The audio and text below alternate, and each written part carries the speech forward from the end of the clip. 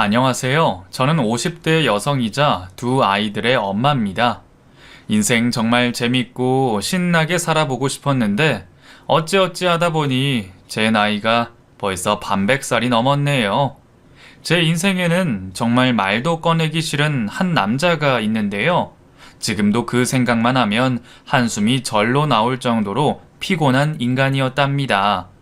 오늘은 용기를 내서 그 인간에 대한 얘기를 좀 꺼내볼까 해요.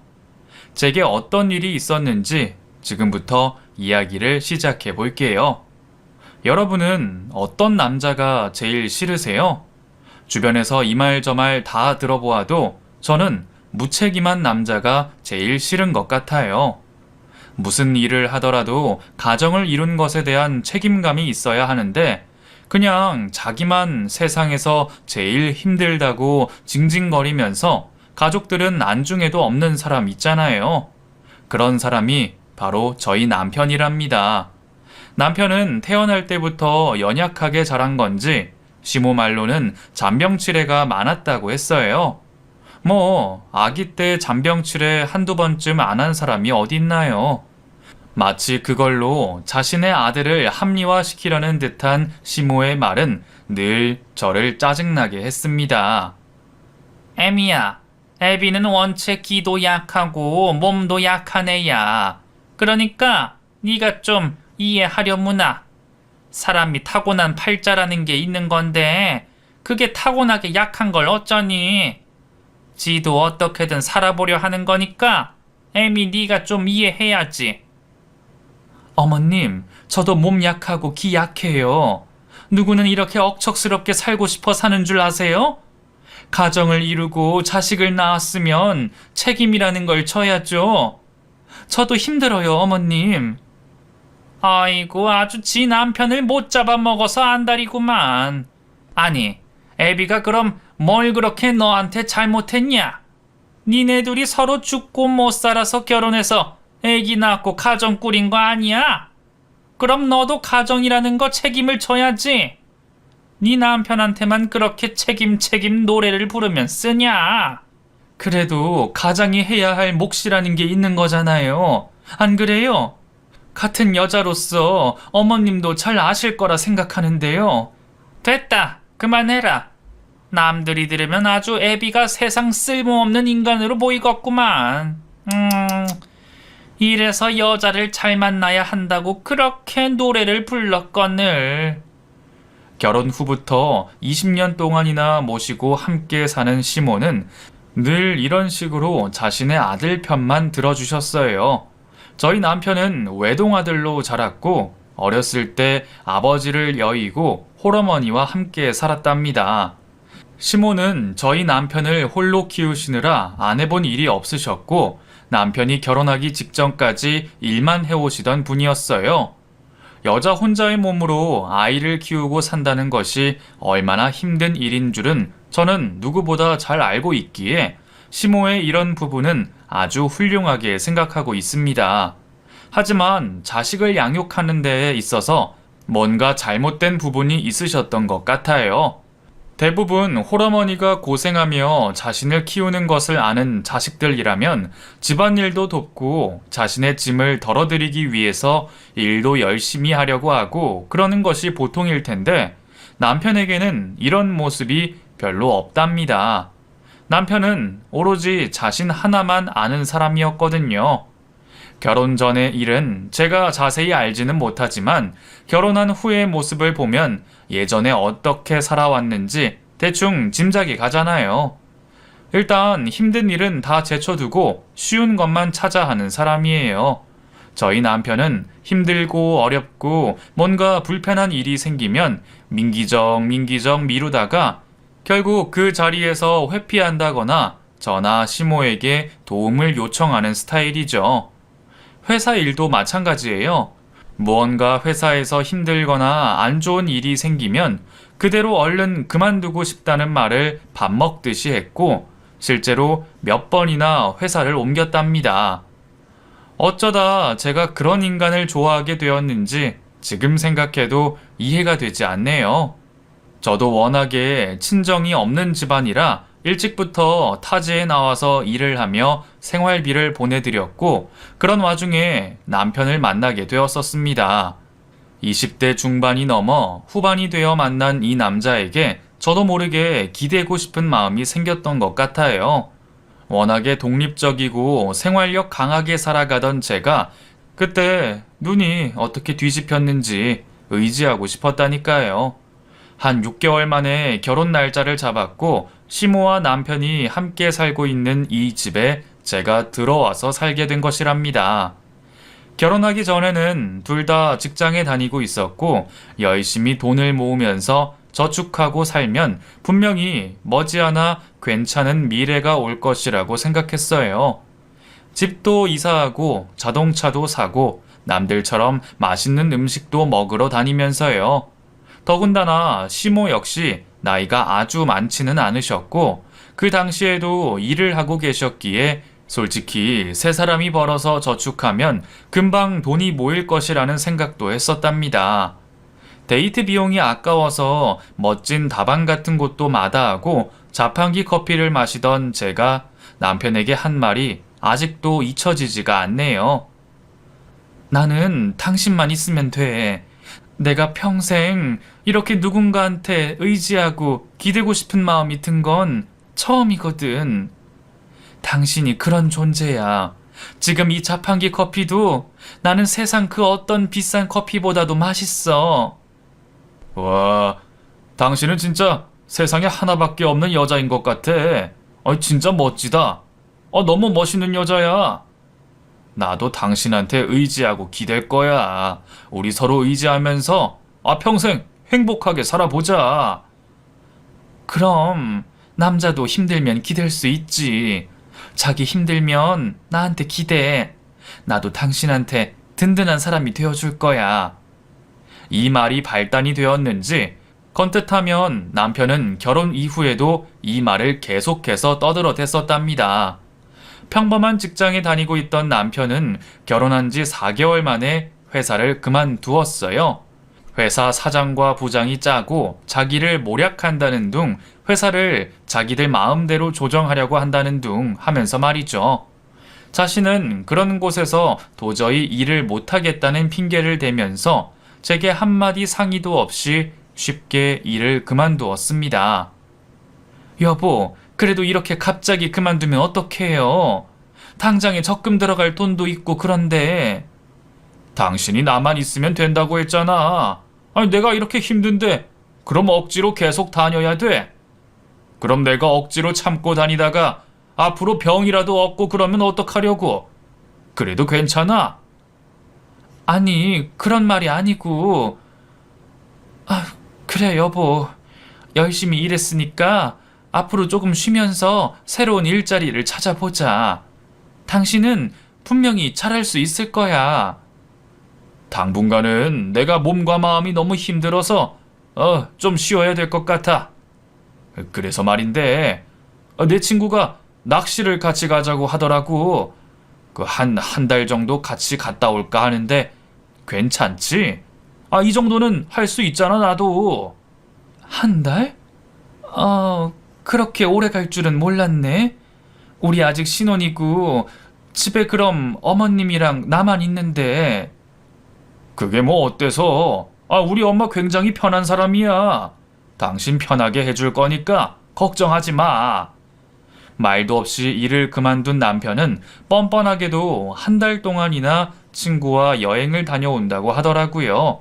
이때부터 남편의 버릇을 싹 고쳐놨어야 하는 건데 너무나 순진하고 남편에 대한 믿음이 컸던 저는 그저 남편에게 무언가 도움이 되지 않을까 싶어서 여행을 보내주었습니다. 신혼 4개월 차에 시모와 단 둘이 집에 남아있던 저는 너무나 불편했어요. 그렇다고 제가 친구들을 만나서 술을 마시고 노는 스타일도 아니었기에 집에만 붙어있는 시간이 많았거든요. 쉬는 날이면 하루 종일 집에서 시모와 붙어있다가 밥 차려드리고 청소하라고 하면 청소하고 거의 반식모처럼 생활했던 것 같아요. 남편이 집을 비운 한 달 동안 시모는 몇 명의 사람들을 집으로 불러들이셨습니다. 집안에서 고스톱도 치시고 밥과 술도 드시면서 하루 종일 시간을 보내셨고, 저는 한쪽 방에서 그분들의 시중을 드느라 늘 준비태세를 갖추고 있었죠. 맡기 싫은 담배 냄새를 억지로 참으면서 라면 끓여드리고 밥도 차려드리고 또 슈퍼에 나가 막걸리도 사다 드리곤 했는데, 정말 그때의 제 모습은 바보가 따로 없었네요. 왜 그렇게 살았는지 모르겠어요. 좀 더 야무지게 하지 않을 것과 할 것을 구분하면서 살았어야 하는 건데 말이죠. 그렇게 남편이 집을 비운 한 달여간의 시간을 보내고 있는데 어느 날부터 제 몸이 이상해지는 것을 느꼈습니다. 속도 미식미식거렸고 몸살기가 있으면서 식은땀도 났는데 알고 보니 임신이 된 것이었더라고요. 제가 생리 주기가 불규칙해서 날짜가 조금 지나가도 그러려니 하고 있었거든요. 세상 너무 기쁜 마음에 당장에 시모에게 말씀드렸죠. 어머님, 저 임신한 것 같아요. 지금 막 확인하고 오는 길이에요. 뭐? 임신? 너 지금 임신이라고 했냐? 우리 아들이 집을 비운 게 한 달인데 너 지금 그걸 말이라고 해? 네? 어머님, 그게 무슨 말씀이세요? 누구는 애 안 가져봤나? 너 혹시 만나는 남자 있었니?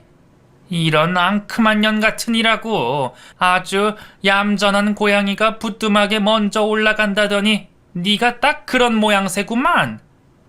어머님, 그게 무슨 말씀이세요? 저 그런 사람 아니에요. 어머님 핏줄이라고요. 왜 이러세요, 정말? 너 내가 아주 다 뒷조사 해볼 거야. 조사하면 다 나와. 아주 이게 어디서 사람을 속여 먹으려고. 어머님, 지금 술 취하신 것 같아요. 얼른 한숨 주무세요. 내일 얘기해요, 내일. 술에 취해 있던 시몬은 제게 해서는 안 될 막말까지도 퍼부으셨습니다. 시몬은 술만 드시면 이렇게 이상한 말을 하는 주사가 있으신 분이었어요. 저도 남편이 집을 비운 이 기간에 처음 알게 된 일이었죠. 뱃속에 손주를 가졌다는 며느리한테 이게 할 말인가요? 정말 어이가 없고 황당해서 미칠 노릇이었답니다. 지금 같으면 아주 집안을 발칵 뒤집어 놨을 텐데 그때는 뭐가 그리도 무섭고 어리숙했는지 원. 한 달이 지나 남편이 돌아왔고 얼굴이 좋아지고 살까지 오른 남편은 그 후로도 5개월을 놀았었어요. 임신 사실을 알고 있으면서도 팽팽 놀면서 일자리를 찾으려는 노력조차 하지 않았죠. 배가 산처럼 부풀어 오른 만삭의 임산부인 제가 미친 듯이 일을 해서 병원비도 마련해 놓고 적금을 부었습니다. 시모도 그 당시에 일은 하셨어요. 하루 종일 하시는 일을 반으로 줄여 오전 시간에만 나가서 일을 하셨었는데 단 한 푼도 주지 않으시고 혼자 술 드시고 친구분들 만나시면서 다 쓰시는 것 같더라고요. 집에 필요한 생활비는 온전히 다 제가 번 돈으로만 생활을 하게 되었던 시기였었죠. 제가 하도 미래에 대해서 불안하다며 남편에게 취업을 하라고 하자 남편은 마지못해 제가 만삭이 다 되었을 때 작은 공장에 취직을 했었습니다. 월급이 많지는 않았지만 야간 수당도 꽤 높았고 집에서 멀지 않은 곳에 위치해 있는지라 출퇴근 시간도 절약할 수 있었죠. 큰아들이 태어났고 저는 어쩔 수 없이 일을 그만두게 되었고 1년 후에 둘째 아이까지 임신하게 되었습니다. 남편의 벌이로는 턱도 없는 부족한 생활비였지만 그동안 모아놓은 적금을 깼고 조금씩 따로 모아두었던 저의 비상금까지 탈탈 털어가며 생활을 이어나갔어요. 그렇게 남편이 외벌이로 2년쯤을 버티고 있던 어느 날 남편은 또 한 번 다니던 공장에 사표를 냈다며 자랑처럼 제게 이야기를 하더라고요. 여보, 나 내일부터 자유인이다. 드디어 탈출했어. 드디어. 응? 혹시 당신 직장 그만둔 거야? 그런 거야? 그래, 드디어 그만뒀다. 그동안 그 공장장 새끼 밥맛 없어서 죽는 줄 알았는데 아주 속이 다 시원하다. 뭐? 여보 진짜야? 어? 지금 당신 가장이라고. 우리 애들의 어머님까지 모두 책임지고 있는 가장이야.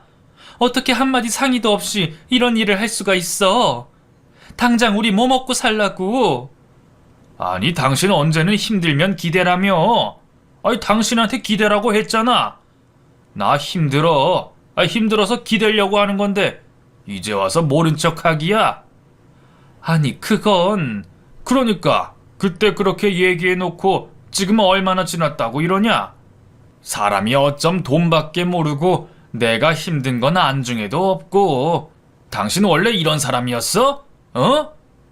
아니, 여보, 지금은 상황이 다르잖아. 우리 자식들 굶길 거야. 최소한의 책임은 지고 살아야지.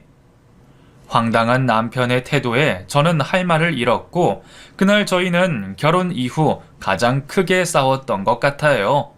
두 아이들을 낳아놓고 저렇게 책임감 없는 모습을 하고 있는 남편에게 진짜 많이 실망했거든요. 둘째 아이를 낳은 지 얼마 되지 않은 시점이었지만 저는 이토록 무책임한 남편만 믿고 있을 수는 없었습니다. 제가 나서서 당장에 뭐라도 하지 않으면 말 그대로 정말 굶어 죽기 딱 좋을 모양새이더라고요. 시모는 반나절 일하셔서 번 돈으로 술 먹고 노느라 바쁘시지, 남편이라는 인간은 자기 힘들다고 홀랑 직장을 그만두고 낚시를 가서 머리를 식혀야 한다고 난리지.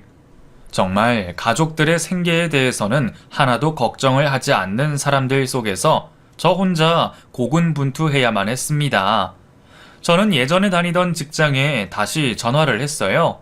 그래도 제가 열심히 일을 한 덕분에 사장님이 저를 많이 예뻐해 주셨거든요. 사정을 말씀드리고 조금 일찍 퇴근을 할 수 있는 여건을 만들어 달라고 부탁을 드렸죠. 퇴근 시간 대중교통이 많이 힘들기 때문에 1시간이라도 빨리 집에 와서 아이들을 돌봐야 했거든요. 남편이라는 놈이 워낙에 아이들 돌보는 것이 서투르고 지 혼자만 아는 놈이다 보니 제가 아이들을 남편에게 맡기고 일을 하는 것이 많이 불편했었어요. 그렇게 저는 다시 예전 회사에서 일을 시작하게 되었습니다.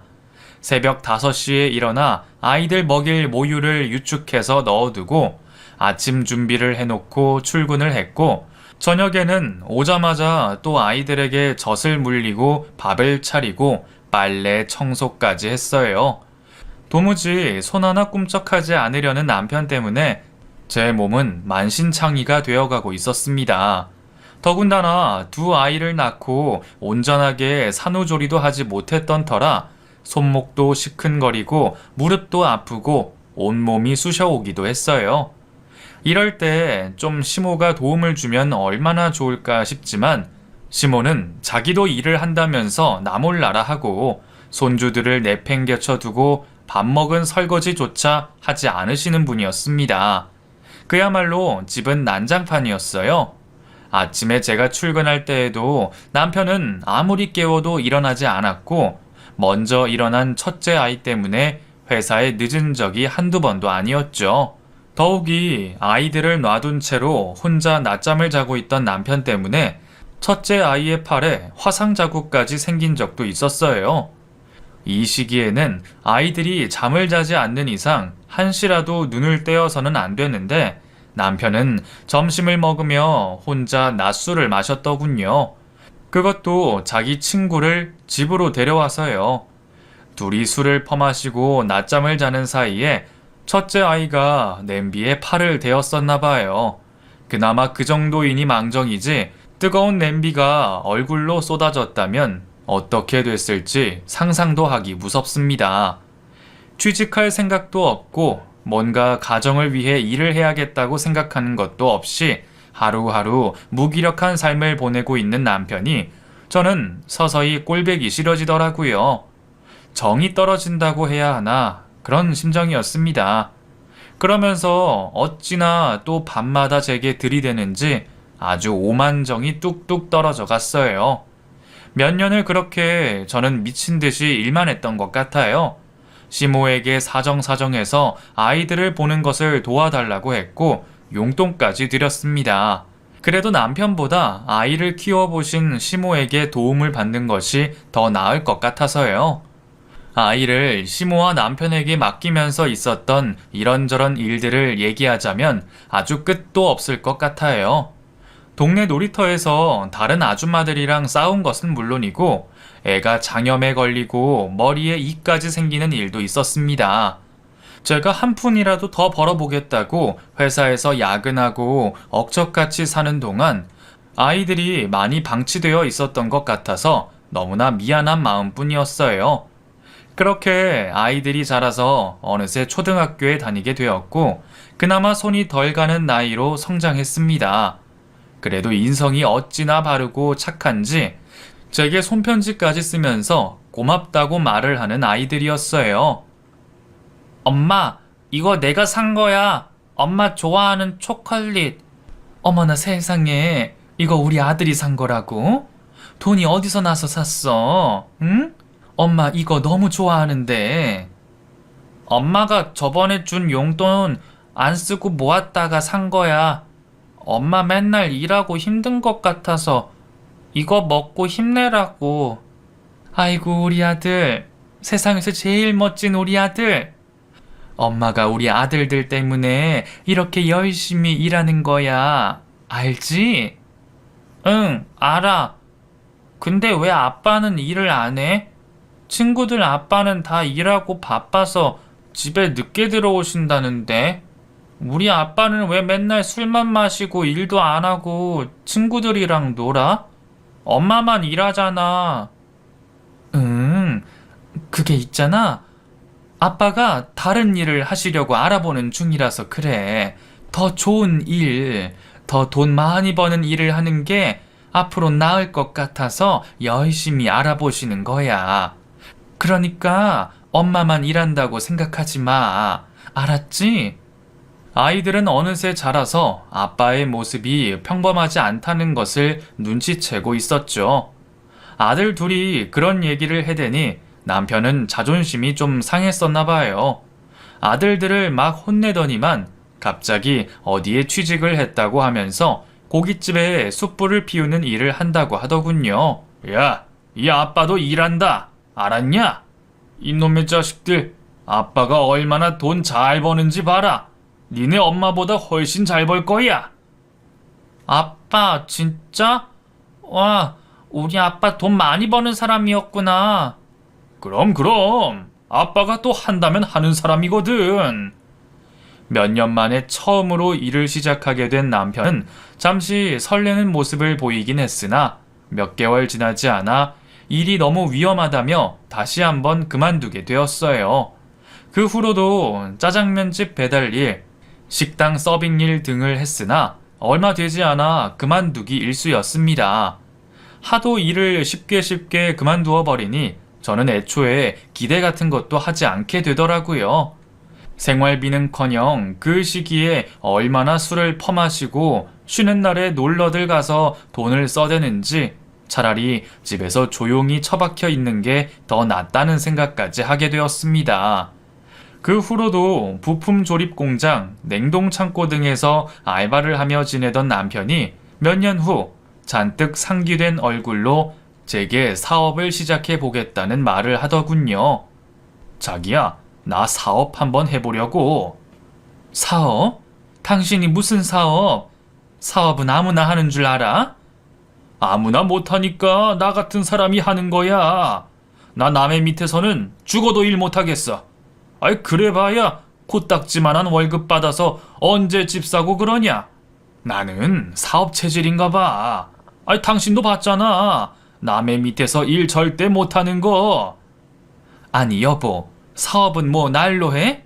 돈이 있어야 하는 거지. 이건 아닌 것 같아. 갑자기 난데없이 무슨 사업이야. 그런 건 해본 사람이나 하는 거야. 아유, 당신은 말이 안 통해. 아이, 꽉 막혀 있어가지고는. 다 나한테 방법이 있어. 나 도와준다는 사람 많다니까. 내가 또 사람 좋은 걸로는 소문이 났잖아. 아이, 당신은 잠자코 있어. 내가 다 알아서 할 테니까. 나중에 기쁨의 춤이나 출 생각해. 남편의 말에 저는 깜짝 놀랐습니다. 일도 제대로 못해서 맨날 빌빌대는 사람이 사업은 무슨 사업이요? 어디서 무슨 말을 듣고 저러는지 모르겠지만 끝이 뻔히 보이는 길을 저는 절대로 응원해 줄 수 없었습니다. 절대로 안 된다고. 만약 사업하면 이혼이라고 엄포까지 내놓았지만 어디 그 사람이 제 말을 들어먹는 사람인가요? 정말 아무렇지 않게 갑자기 어느 날부터 바빠지더니 급기야 뭔가 일을 벌리고 있더라고요. 친구와 함께하는 무슨 분양 관련된 투자라고 하던데 저한테는 자세하게 말도 하지 않으니 제가 뭘 알 수가 있나요? 황당하고 답답한 마음으로 회사를 다니며 정신없이 보내고 있었고 남편은 초기에 돈도 갖다 주더라고요. 이제는 불행 끝, 행복 시작이라는 말과 함께 그동안 고생한 저보고 쉬라고 하는데 이게 꿈인가 생시인가 하는 생각도 들고 또 한편으로는 불안한 마음도 없지 않아 있었습니다. 하지만 시모는 이런 남편이 최고라며 어깨춤을 절로 추고 계셨죠. 에미야, 너는 이렇게 기쁜데 왜 걱정만 하고 있니? 응? 아범이 이제 사업 잘 돼서 돈도 많이 벌고 우리 집도 사고 그럴 텐데 뭘 그렇게 걱정을 해? 봐라, 벌써 얘가 얼굴이 이렇게 폈잖니? 아이고 좋아라, 아이고 좋아. 맞아요. 이 사람 괜히 걱정을 하고 그래. 여보, 이제 회사 그만둬. 당신 산후조리도 제대로 못하고 일만 하느라 그동안 고생 많았어. 앞으로 내가 돈 많이 벌어서 멋진 집, 멋진 자동차까지 사줄 테니까 아무 걱정 말라고. 우리 엄마도 그동안 고생 많았어요. 아들 어때? 아들이 최고지? 그럼 우리 아들이 세상 최고지 최고야. 그렇고 말고. 시모와 남편은 그저 모든 일이 잘된 것인 것 마냥 얘기를 하셨지만 저는 항상 불안한 마음을 감출 수가 없었습니다. 그래서 여전히 허리띠를 졸라매고 있었고 돈을 아끼며 아무도 몰래 저축도 하고 있었어요. 항상 사람 일은 앞길을 알 수 없는 것이니까요. 제 것이라고는 화장품 하나, 옷 하나도 절대로 허투루 쓰지 않고 남들이 주는 샘플 화장품이랑 유행지나 질려버린 옷들만 항상 입고 다니며 아꼈어요. 저라고 왜 좋은 집에 좋은 자동차 그리고 멋지게 꾸민 제 모습을 바라지 않겠어요. 그 누구보다 즐겁고 행복하게 살고 싶었던 것이 제 어린 시절의 오랜 꿈이었는걸요. 어린 시절에 하도 가난하게 살다 보니 먼 훗날 결혼해서는 무조건 즐겁고 돈에 구애받지 않게 사는 것만이 정답이라고 여길 정도로 생각하고 살았는데 말이죠. 하지만 남편은 몇 달 지나지 않아 점점 안색이 안 좋게 변하기 시작했고 급기야 집에도 제대로 들어오지 못하는 상황에 이르렀습니다. 무슨 일인지 제게 말도 제대로 하지 않고 조금만 기다려달라고 하더니 어느 날은 짐을 싸서 나가버리는 거예요. 어디를 가느냐고 해도 대꾸도 하지 않고 금방 해결될 것이라고 했는데 이때부터 저의 불길한 예감이 하나하나 맞아떨어지기 시작했습니다.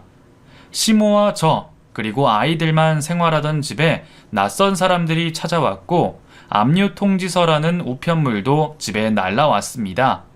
여기저기 모르는 사람이 남편을 찾는 전화가 오기 시작했고 저는 하루하루 잠을 못 잘 지경까지 이르렀어요.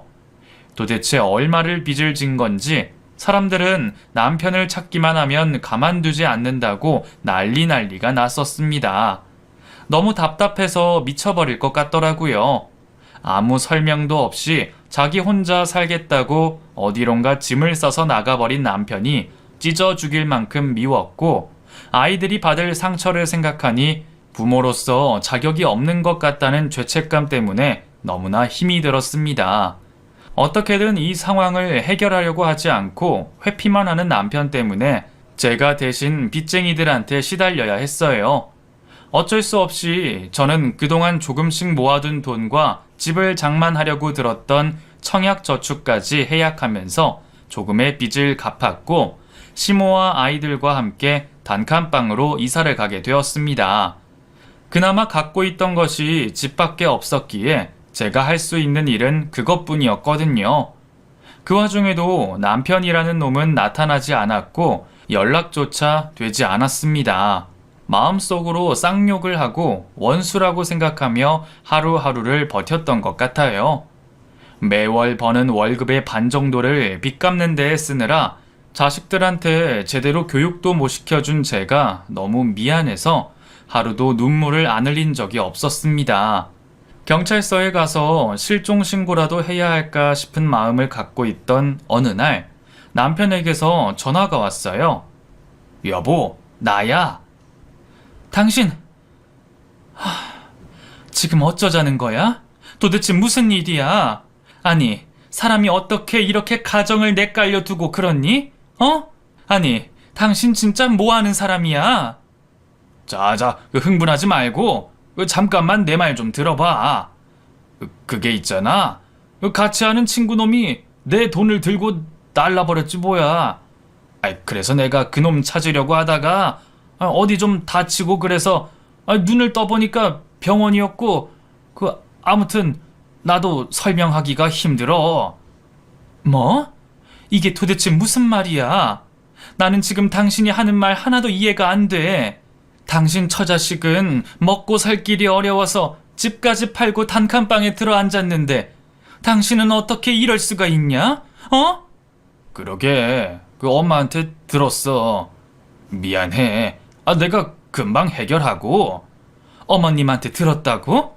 그럼 당신 어머니랑 연락하고 지냈어? 그런 거야? 아니, 당신 대체 진짜 제정신이야? 남편은 그동안 저 몰래 시모와 연락을 하면서 지내고 있었고 시골 어느 작은 동네에 단칸방을 얻어 한량 같은 생활을 하고 있더군요. 또 회피였습니다. 남편이 늘 하던 방식이었죠. 그저 회피하고 나 몰라라 도망가는 것, 그게 바로 남편의 모습이었으니까요. 그걸 도와준 사람은 시모였고요. 저는 너무나 큰 실망감에 이혼을 하고 싶더라고요. 이게 도대체 온전한 가정의 모습인가 싶었고 왜 이렇게까지 저를 고통스럽게 만드나 싶었어요. 모든 것을 다 내려놓고 저도 어디론가 도망을 가고 싶었습니다. 하지만 제가 그런 생각이 들 때마다 저를 붙들어준 아들들을 생각하면 절대로 그럴 수가 없더라고요. 자식들에게 그래도 아빠라는 존재가 없는 것보다 있는 것이 낫다고 생각했으니까요. 이 지경이 되어도 저는 자식들에게는 단 한 번도 남편에 대해 안 좋게 말을 하지는 않았습니다.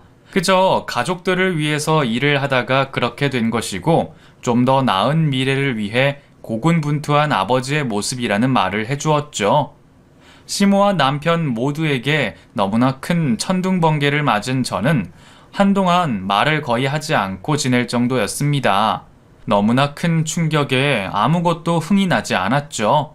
그저 자식들을 보고 미소만 살짝 지을 정도로 말을 하지 않았고 시모가 무슨 말을 해도 뉘집개가 짖나 싶은 대응을 해드렸어요. 어느 누가 이런 상황에서 시모에게 곱게 대응이 나가겠어요.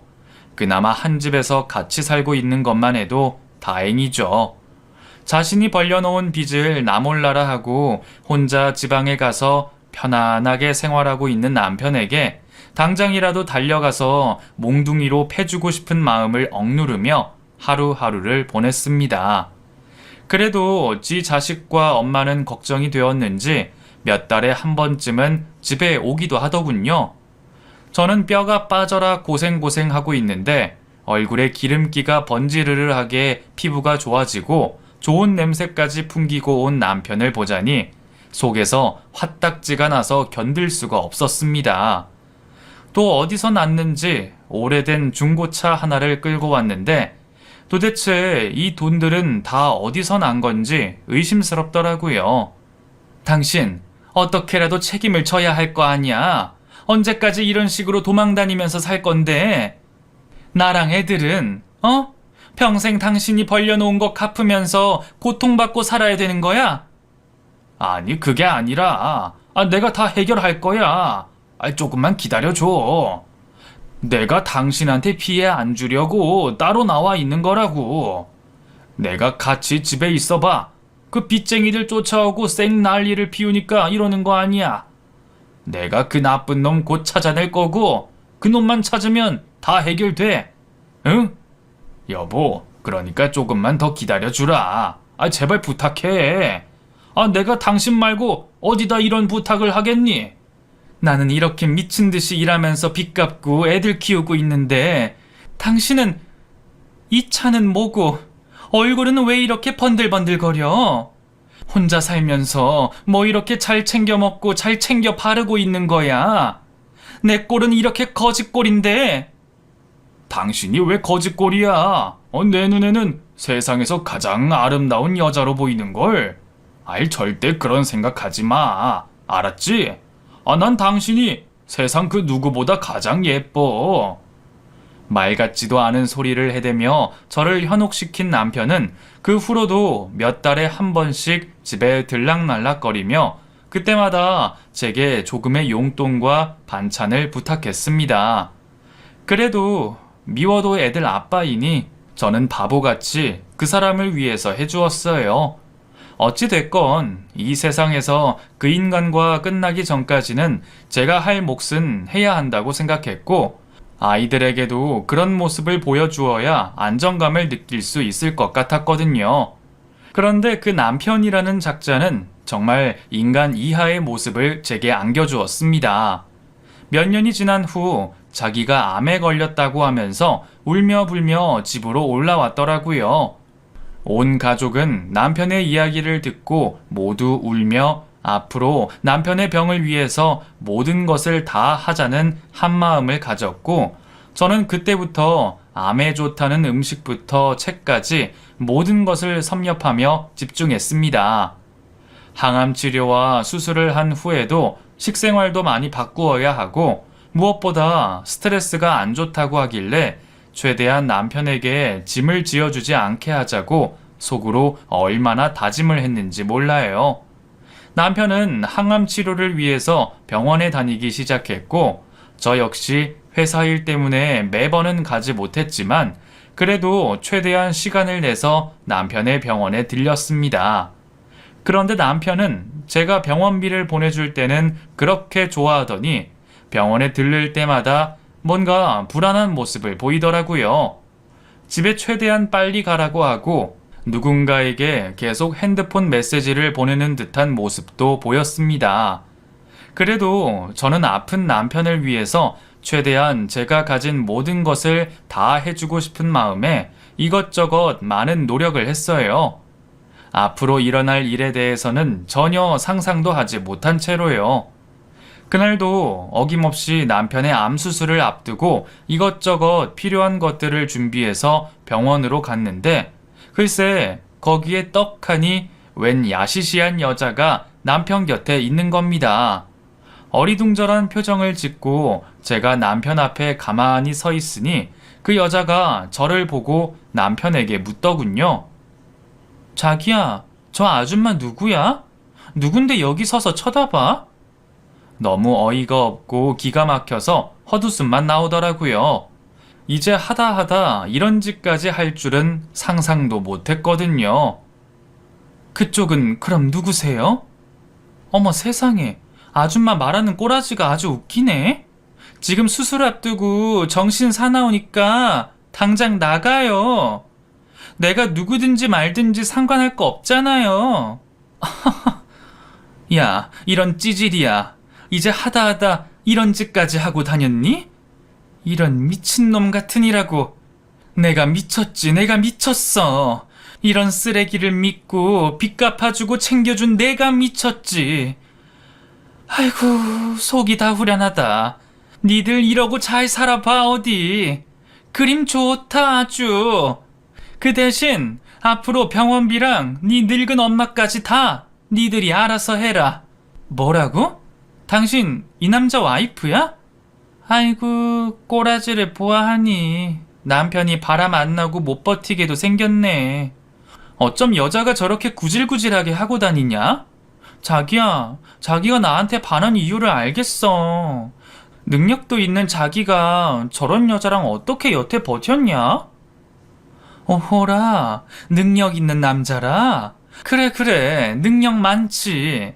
도망가는 능력은 세계 1인자지 아주. 허우대 멀쩡해서 그림 잘 어울리는 니들이 다 알아서 하고 나는 이제 깔끔하게 물러나 줄게. 이 시간 이후부터 내가 물러나 줄 테니까 병원비며 다 알아서 하는 거다. 알았지? 저는 헛웃음을 지며 그 자리를 떠났습니다. 수술 준비를 위해서 꽂고 있던 남편의 심장 박동수가 엄청나게 빨라지며 두 눈이 휘둥그레지는 남편을 보고 그대로 나왔죠. 무슨 말도 못하고 어물쩡거리고 있는 남편의 꼬라지가 아주 가관도 아니더군요. 애초에 남편은 그런 놈이었던 것 같아요. 병원을 나오면서 택시를 타고 시외버스를 타러 가는 동안 지나간 옛일이 파나로마처럼 스쳐 지나가더라고요. 결혼 4개월 만에 한 달 여행을 갔던 일부터 건뜻하면 주말에도 외박을 하고 나가고 바람을 쐬야 한다고 했던 것이 모두 그 바람이었었나 봅니다. 바보같이 순진한 저만 그것도 모르고 있었나 봐요. 더욱 황당한 건 시모의 반응이었습니다. 나이 75살이 넘은 노모가 자신의 아들이 바람피웠다고 하니 오히려 제게 너무나 당당하게 말을 하더라고요. 애미야, 세상 남자들 다 똑같아. 그리고 너 거울 좀 봐라. 네가 그 꼬라지를 하고 있으니 어느 놈이건 바람을 안 피우고 백이겠냐? 자고로 여자는 품에 안는 맛이 있어야 하는 건데 애비가 워낙에 태어날 때부터 연약하고 그래서 누군가 자신을 잘 품어주고 안아주는 사람이 필요한 애야. 네가 그 꼬라지를 해서 있으니 남편이 너한테 그런 맛이 나겠냐고. 아, 그러면 빚 갚아주고 자식 키워주는 사람은 따로 있고 재미 보는 여자는 따로 있다는 소리죠? 이제 알겠네요. 어머님, 그럼 저도 앞으로 그렇게 살게요. 알려주셔서 감사해요. 어머님 짐 좀 쌀게요. 가방에 몇 가지만 좀 넣어보세요. 뭐? 내 짐을 왜 싸니?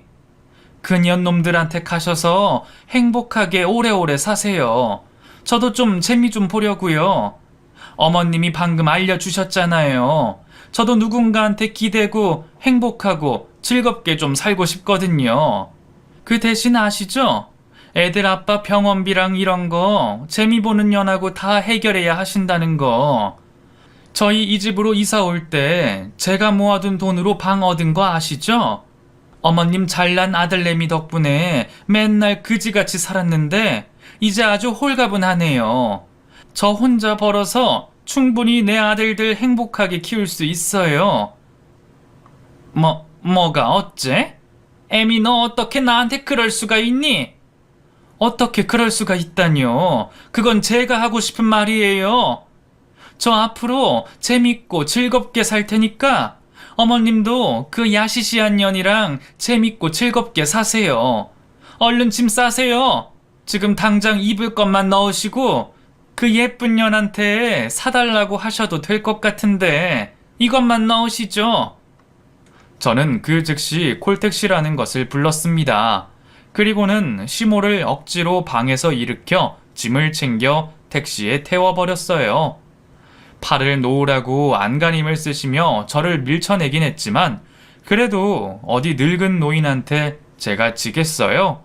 온갖 일하면서 힘이 얼마나 세졌는걸요. 그 과정에서 시모에게 한 대 얻어맞기도 했지만 저는 그렇게 택시를 태워 남편이 있는 병원으로 시모를 보내버렸습니다.